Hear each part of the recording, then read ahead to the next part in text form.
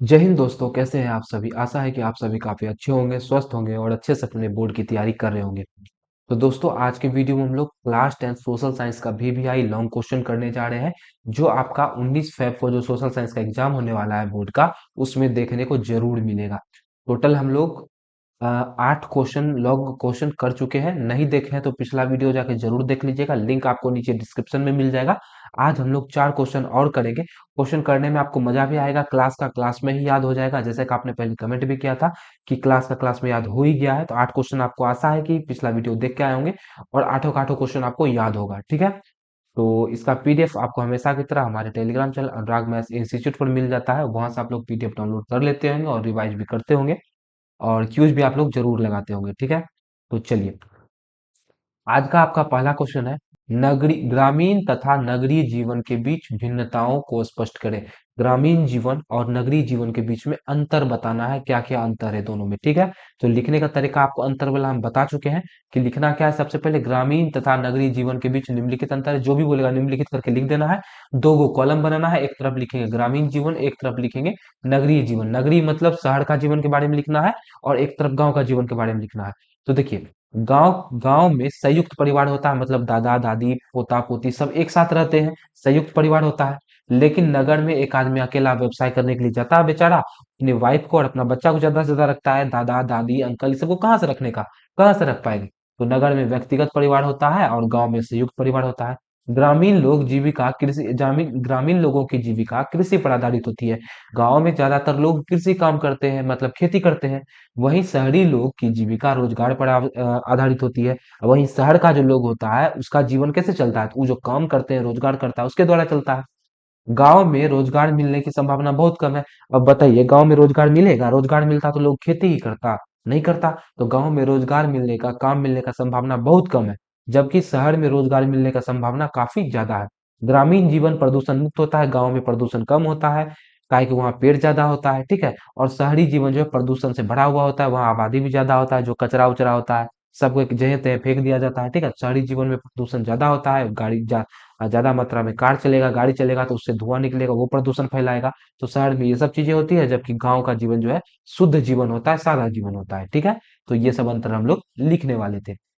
अगला प्रश्न है, भारतीय राष्ट्रीय कांग्रेस की स्थापना कैसे हुई, इसके प्रारंभिक उद्देश्य क्या थे। तो भारतीय राष्ट्रीय कांग्रेस का स्थापना कब हुआ, कैसे हुआ, यही सब आपको लिखना है।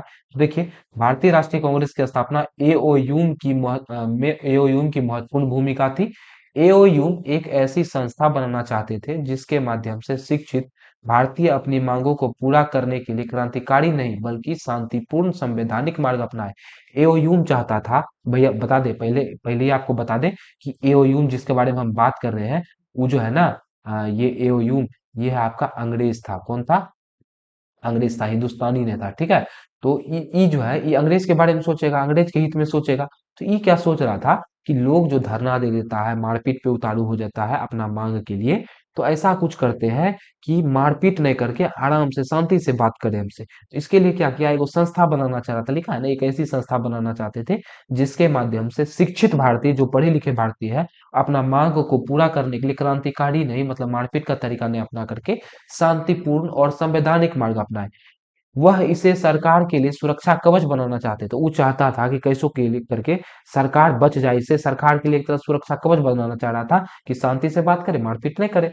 इसी कारण इन्होंने लॉर्ड रिपन एवं भारतीय नेताओं के साथ विचार विमर्श कर 5 दिसंबर 1885 को इंडियन नेशनल कांग्रेस की स्थापना करने की घोषणा कर दी।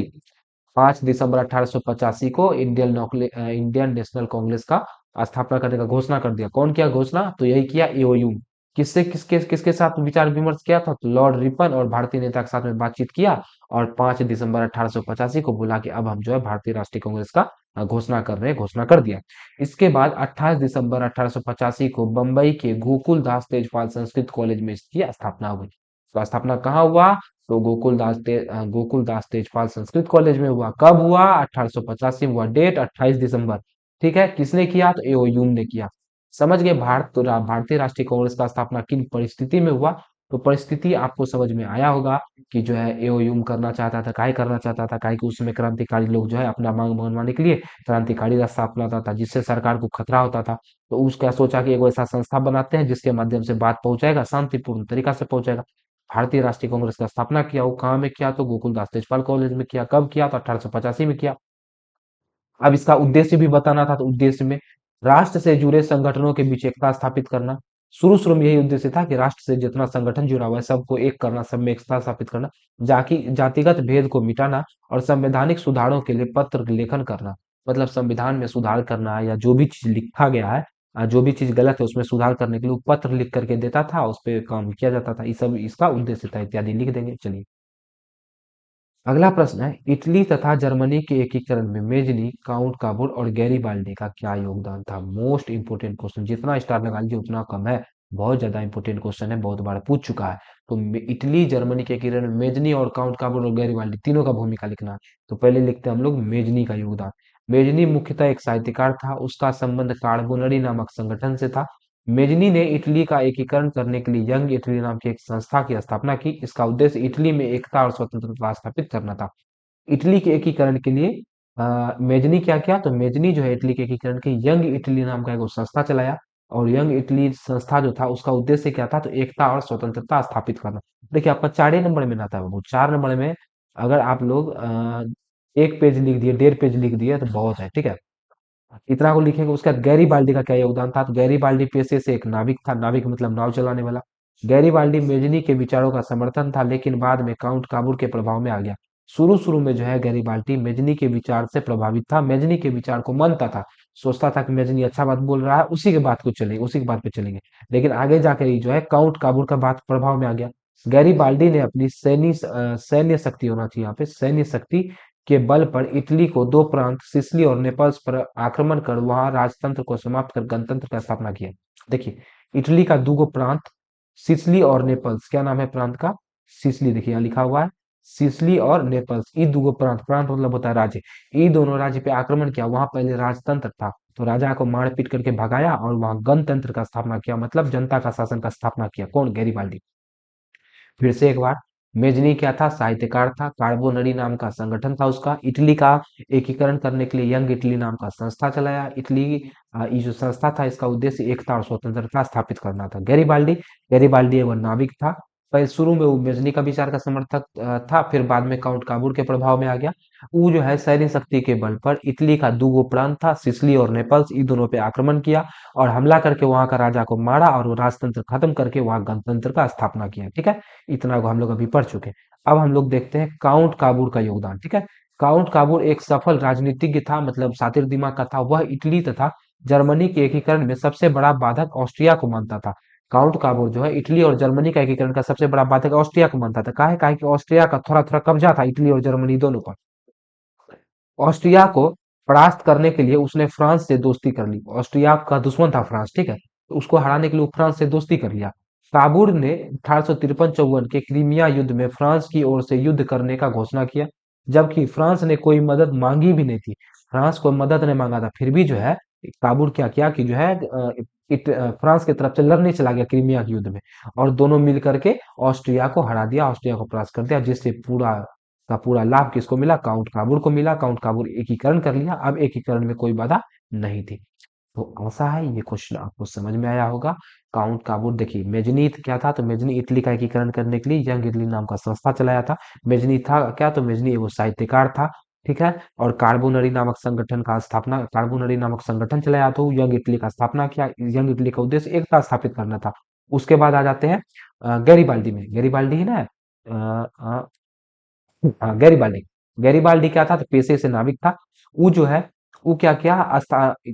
एकीकरण करने के लिए दो प्रांत सिसिली और नेपल्स, इटली का दोनों प्रांत था, सिसिली नेपल्स, दोनों पे जाके आक्रमण किया, वहां राजतंत्र को समाप्त करके और जो है वहां गणतंत्र स्थापित कर दिया। किसका विचार का समर्थक था? तो ये जो है शुरू में मेजनी को मानता था, उसके बाद जो है काउंट काबूल के प्रभाव में आ गया। अब काउंट काबूल के बारे में एगो राजनीतिज्ञ था, मतलब कूटनीतिज्ञ भी बोल सकते हैं इसको। जर्मनी और इटली के एकीकरण में सबसे बड़ा बाधा ऑस्ट्रिया को मानता था, सोचता था कि कैसे करके ऑस्ट्रिया को हमको भगाना है। तो वो क्या किया? ऑस्ट्रिया को भगाने के लिए फ्रांस से दोस्ती किया। और 1853-54 में जब क्रीमिया में युद्ध लड़ा जा रहा था, फ्रांस और ऑस्ट्रिया के बीच में। तो काबुल अपने मन से जाके कूद गया, फ्रांस के तरफ से युद्ध लड़ा और ऑस्ट्रिया को दोनों मिलकर के हरा दिया। इसका पूरा का पूरा फायदा किसको मिला?